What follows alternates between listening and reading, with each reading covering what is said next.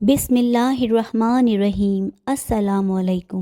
یزید کی محل میں جب حضرت زینب کبری علیہ السلام کی نظر اپنے بھائی امام حسین علیہ السلام کے خون آلود سر پر پڑی تو آپ نے ایسی غمناک آواز میں فریاد کی جس سے سب لوگوں کے دل دہل گئے۔ اے حسین، اے محبوب رسول خدا، اے مکہ و منی کے بیٹے، اے فاطمہ زہرا سیدت نساء العالمین کے بیٹے، اے محمد مصطفیٰ کی بیٹی کے بیٹے، خدا کی قسم۔ حضرت زینب کی اس آواز سے وہ تمام لوگ رونے لگے جو یزید کے دربار میں بیٹھے ہوئے تھے، اور یزید اس طرح خاموش بیٹھا ہوا تھا جس طرح اس کو سانپ سونگھ گیا ہو۔ یزید نے خیزران کی لکڑی لانے کا حکم دیا۔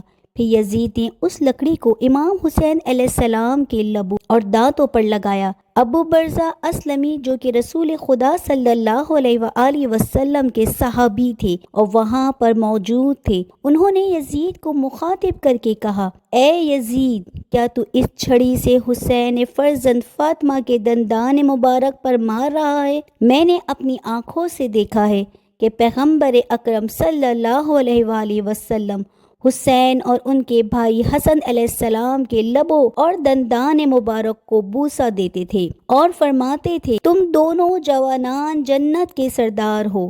جو تمہیں قتل کرے خدا اس کو قتل کرے اور اس پر لعنت کرے اور اس کے لیے جہنم کو آمادہ کرے، اور وہ بہت خراب جگہ ہے۔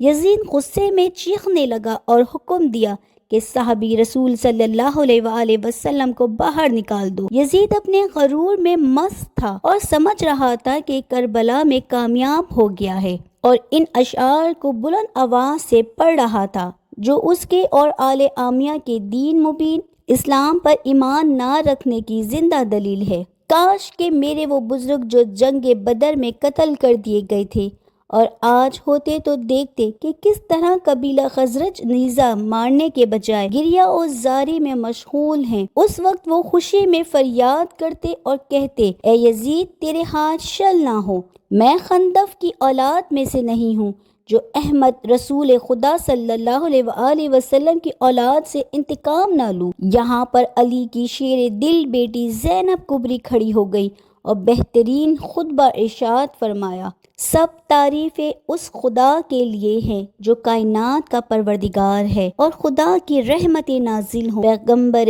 اکرم صلی اللہ علیہ وآلہ وسلم پر اور ان کی پاکیزہ عزت و اہل بیت علیہ السلام پر۔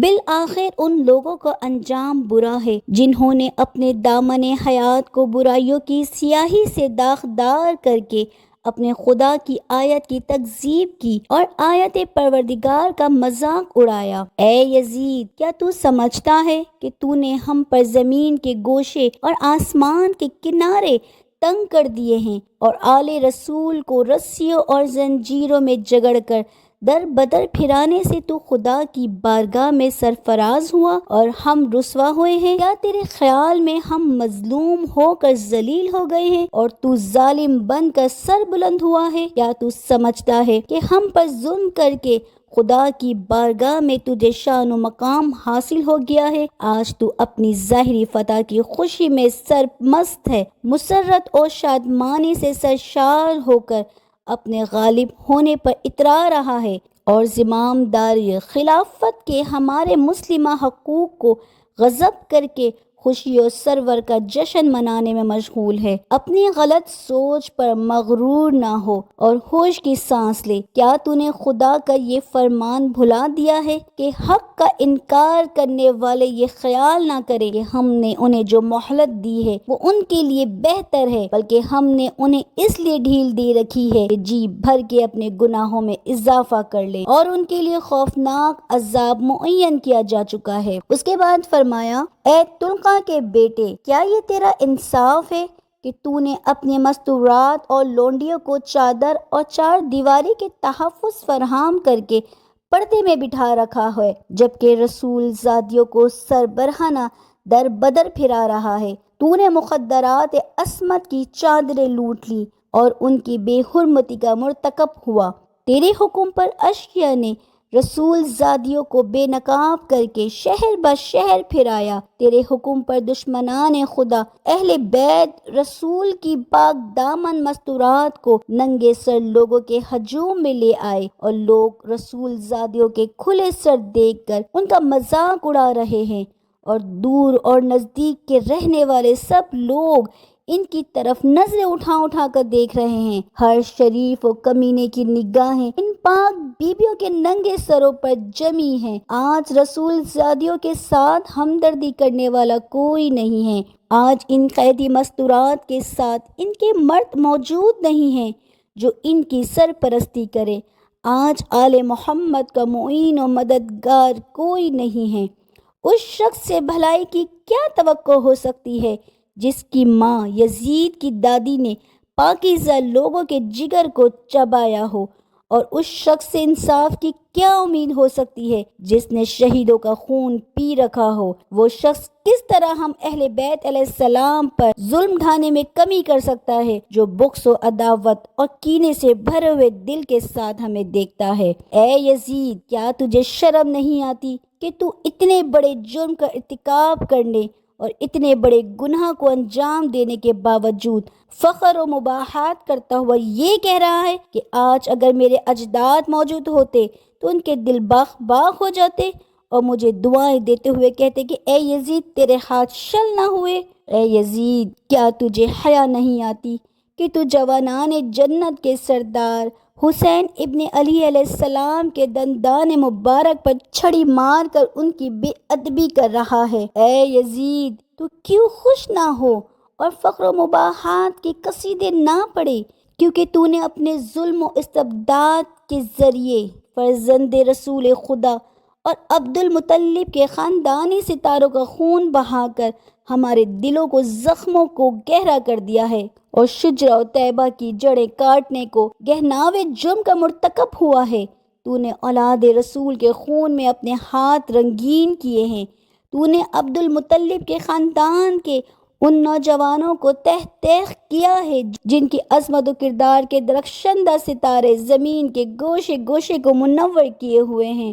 آج تو آل رسول کو قتل کر کے اپنے برے اسلاف کو پکار کر انہیں اپنی فتح کے گیت سنانے میں منہمک ہے۔ تو سمجھتا ہے کہ وہ تیری آواز سن رہے ہیں؟ جلدی نہ کر، ان قریب تو بھی اپنے ان کافر بزرگوں کے ساتھ جا ملے گا، اور اس وقت اپنی گفتار و کردار پر پشیمان ہو کر یہ آرزو کرے گا کہ کاش میرے ہاتھ شل ہو جاتے اور میری زبان بولنے سے عاجز ہو جاتی، اور میں نے جو کچھ کیا اور کہا اس سے باز رہتا۔ اس کے بعد حضرت زینب نے آسمان کی طرف منہ کر کے بارگاہ الہی میں عرض کیا، اے ہمارے پروردگار، تو ہمارا حق ان ظالموں سے ہمیں دلا دے اور تو ہمارے حق کا بدلہ ان سے لے۔ اے پروردگار، تو ہی ان ستم گروں سے ہمارا انتقام لے، اور اے خدا تو ہی ان پر اپنا غضب نازل فرما جس نے ہمارے عزیزوں کو خون میں نہلایا اور ہمارے مددگاروں کو تہ تیغ کر دیا۔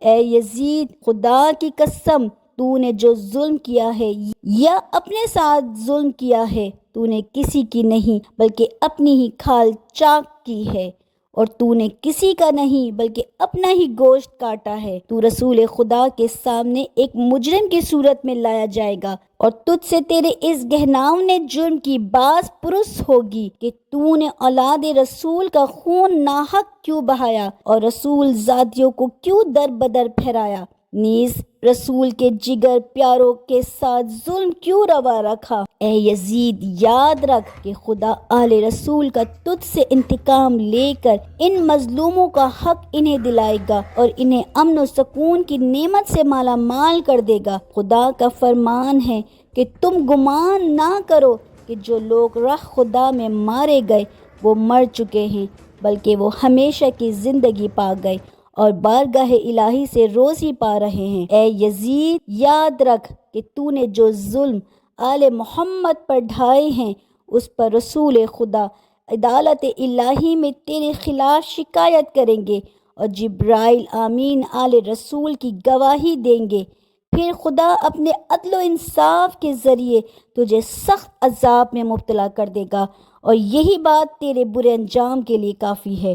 ان قریب وہ لوگ بھی اپنے انجام کو پہنچ جائیں گے جنہوں نے تیرے لیے ظلم و استبداد کی بنیادیں مضبوط کی اور تیری آمرانہ سلطنت کی بساط بچھا کر تجھے اہل اسلام پر مسلط کر دیا۔ ان لوگوں کو بہت جلد معلوم ہو جائے گا کہ ستم گروں کا انجام برا ہوتا ہے اور کس کے ساتھ ناتوانی کا شکار ہے۔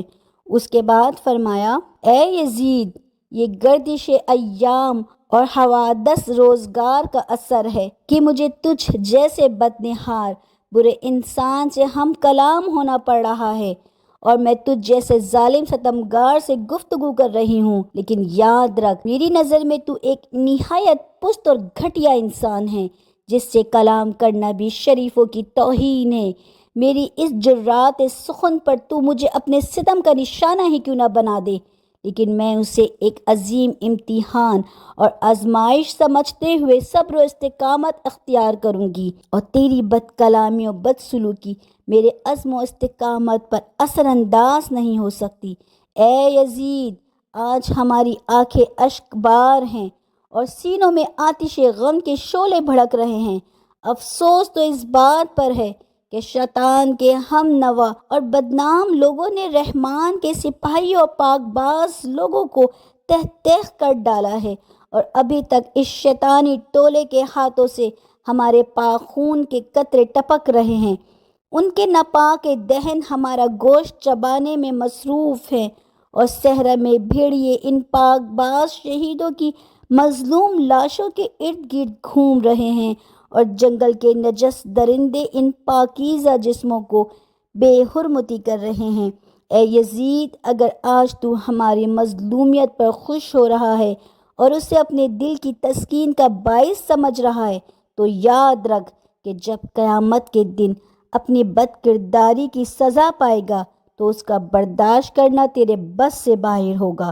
خدا عادل ہے اور وہ اپنے بندوں پر ظلم نہیں کرتا۔ ہم اپنی مظلومیت اپنے خدا کے سامنے پیش کرتے ہیں، اور ہر حال میں اسی کی عنایت اور عدل و انصاف پر ہمارا بھروسہ ہے۔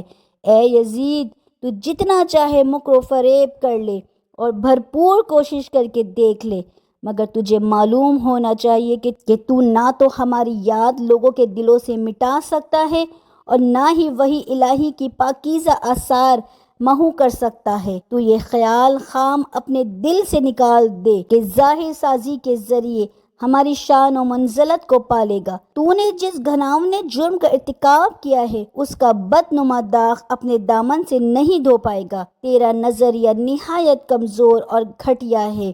تیری حکومت میں گنتی کے چند دن باقی ہیں، تیرے سب ساتھی تیرے ساتھ چھوڑ جائیں گے۔ تیرے پاس اس دن کی حسرت و پریشانی کے سوا کچھ بھی نہیں بچے گا جب منادی ندا کرے گا کہ ظالم و ستمگر لوگوں کے لیے خدا کی لعنت ہے۔ ہم خدائے قدوس کی بارگاہ میں سپاس گزار ہیں کہ ہمارے خاندان کے پہلے فرد حضرت محمد مصطفیٰ صلی اللہ علیہ وآلہ وسلم کو سعادت و مغفرت سے بہرہ مند فرمایا، اور امام حسین علیہ السلام کو شہادت و رحمت کی نعمتوں سے نوازا۔ ہم خدائے قدوس کی بارگاہ میں سپاس گزار ہیں کہ ہمارے خاندان کے پہلے فرد حضرت محمد مصطفیٰ صلی اللہ علیہ وآلہ وسلم کو سعادت و مغفرت سے بہرہ مند فرمایا، اور امام حسین علیہ السلام کو شہادت و رحمت کی نعمتوں سے نوازا۔ ہم بارگاہ الہی میں دعا کرتے ہیں کہ وہ ہمارے شہیدوں کے ثواب و اجر میں اضافہ و تکمیل فرمائے، اور ہم باقی سب افراد کو اپنی عنایتوں سے نوازے۔ بے شک خدا ہی رحم و رحمت کرنے والا اور حقیقی معنوں میں مہربان ہے۔ خدا کی عنایتوں کے سوا ہمیں کچھ مطلوب نہیں، اور ہمیں صرف اور صرف اس کی ذات پر بھروسہ ہے، اس لیے کہ اس سے بہتر کوئی سہارا نہیں ہے۔ یہ خطبہ تاریخ اسلام کا بہت ہی فصیح اور طاقتور خطبہ ہے۔ گویا اس خطبے میں علی بن ابی طالب علیہ السلام کی بلند و بالا روح اور بے نظیر شجاعت ان کی شیر دل بیٹی زینب کبری کی زبان پر جاری ہو گئی ہے، جو اس زبان و لہجے اور اس منطق میں تقریر کی ہے۔